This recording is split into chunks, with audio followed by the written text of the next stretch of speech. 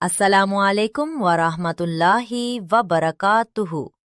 आज हम बात करेंगे कि कुरान करीम में अल्लाह ताला ने फ़िरक़ों के बारे में क्या हुक्म दिया है। इस्लाम एक मुकम्मल दीन है, लेकिन लोगों ने इसमें तक़सीम पैदा कर दी। क्या कुरान ने इस चीज़ की नसीहत की है? क्या एक ही दीन में अलग अलग फ़िरके बनाने की इजाज़त है?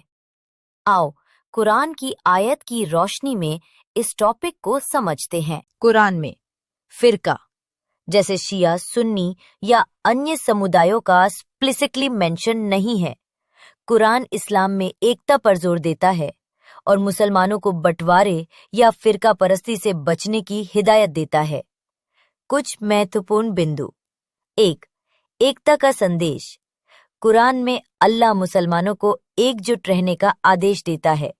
सूरा आल इमरान सूरा 3 आयत 103 में कहा गया, तुम सब मिलकर अल्लाह की रस्सी मतलब कुरान को मजबूती से थामे रहो और आपस में फूट न डालो।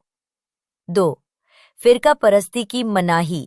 सूरा अल अनआम सूरा 6 आयत 159 में लिखा है, जिन लोगों ने अपने दीन को टुकड़े टुकड़े कर दिया और कई फिरकों में बट गए, आपको ए नबी सल्लल्लाहु अलैहि वसल्लम उनसे कोई वास्ता नहीं। इससे साफ पता चलता है कि कुरान फिरकों में बटने को गलत ठहराता है। 3. शिया सुन्नी का जिक्र। कुरान में शिया या सुन्नी जैसे शब्द नहीं हैं। ये नाम बाद में ऐतिहासिक और सियासी मतभेदों की वजह से उभरे। शिया शब्द कुरान में हजरत मूसा के अनुयायियों के लिए इस्तेमाल हुआ है, सूरा अल-कसास सूरा 28 आयत 5 में, लेकिन इसका आधुनिक शिया समुदाय से कोई संबंध नहीं। 4.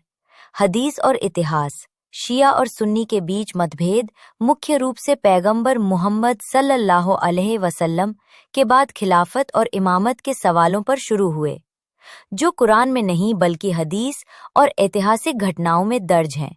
निष्कर्ष, कुरान शिया, सुन्नी या किसी खास फिरके का नाम लेकर उनका जिक्र नहीं करता। ये सभी मुसलमानों को एक उम्मा समुदाय मानता है और फिरका परस्ती के खिलाफ चेतावनी देता है। अगर आप इस बारे में और डिटेल चाहते हैं, जैसे किसी खास आयत या हदीस का हवाला, तो कमेंट में बताएं।